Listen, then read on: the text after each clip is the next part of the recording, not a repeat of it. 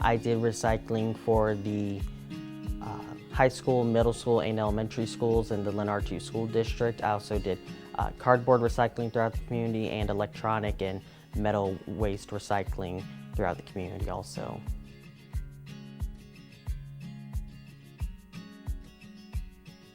Well, when I was little, I was like being around nature outside, playing in creeks, trees. I loved all that stuff.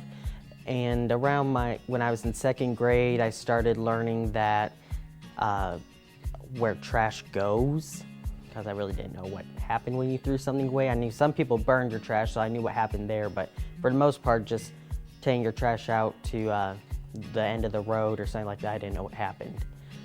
And when I saw that there were gigantic landfills,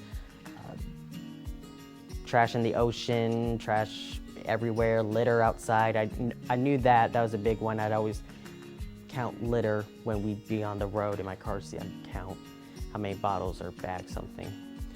Well, I wanted to do something about that, and I'm like, and kind of I got in my head, I'm like, there's not enough room for our trash. I was scared about that because I didn't want my backyard being a landfill. So this kind of extreme thought. So I got interested in recycling, and they mentioned it at a school event one time. It might actually have been an FFA event, maybe Food for America, but I can't quite remember. But I know I learned it somewhere at school. And I wanted to really get involved with it.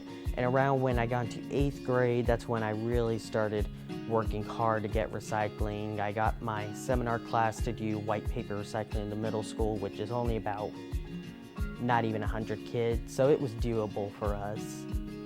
And later expanded that into the high school and then into the elementary school, and then taking this all by myself doing it.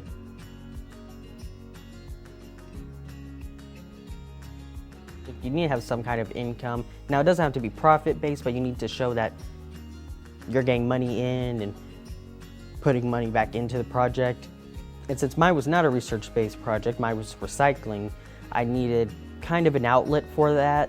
And I was also interested in helping recycle cardboard in my community, which I guess I never realized how much cardboard, say, a restaurant uses, but it is a ton because that's what everything is shipped to them in. And a close family friend of ours, I knew this by complete accident. I was at the state fair at the Missouri Recycling Association booth, and I saw her name in one of the pamphlets. I'm like, well, I know her. And she was the executive director, so we kind of met with her, talked to her a little bit, and she mentioned that balers are the best way to go because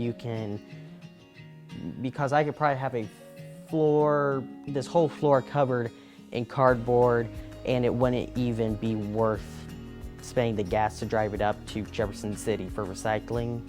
But a baler makes it worth that while. So that was my Christmas present my 9th grade year, was a cardboard baler, which some of my savings account money, which wasn't a lot, kind of went to go pay for it. So I do like to, when my parents say, oh yeah, we bought you that, I'm like, I spent a little bit. But after that, and towards my sophomore and junior year, that's when I started getting lots of cardboard and popping out multiple bales a week.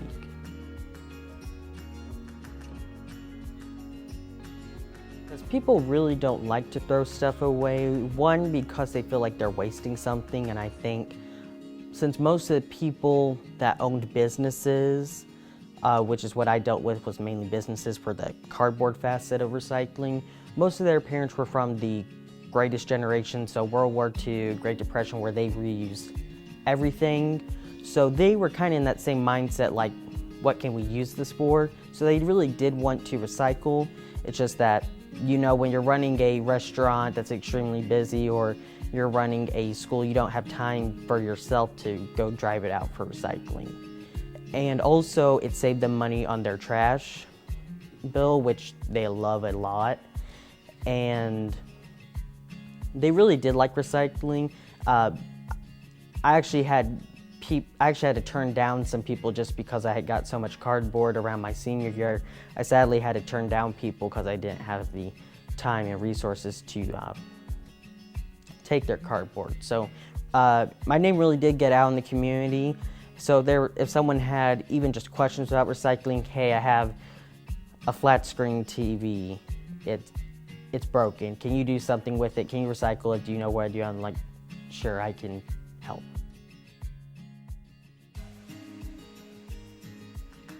Yeah, in the elementary school, they love recycling. The little kids especially, they're very particular about the recycling bins. They keep it clean, they put bright stuff in it, they don't put trash in it. So that's kind of what I was really happy about, because they're going to grow up and continue with that wanting to recycle.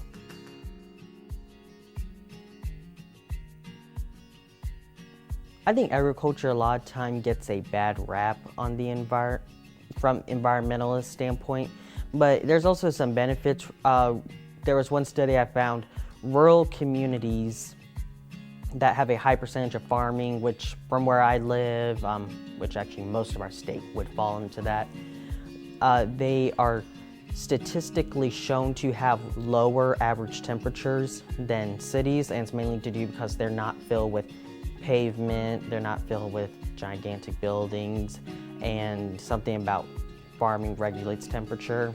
So that's a benefit. There are also some other non-benefits that can come to the environment from agriculture, such as water pollution from fertilizer runoff, land degradation from actual tilling of fields, and overuse of pasture for things like cattle, goats, whatever. But we're seeing a big change because I think we're making sustainable agriculture more popular. And I think and honestly, people save money a lot of times when they use sustainable agriculture practices, such as instead of using a lot of fertilizer for a cornfield, they use no-till practices, or they use cover crop practices to help increase the fertility of the soil. So I think we're really increasing sustainability in agriculture, whether it's through laws or policies. But I think people are becoming more accessible to it every day. It's just getting people to do it.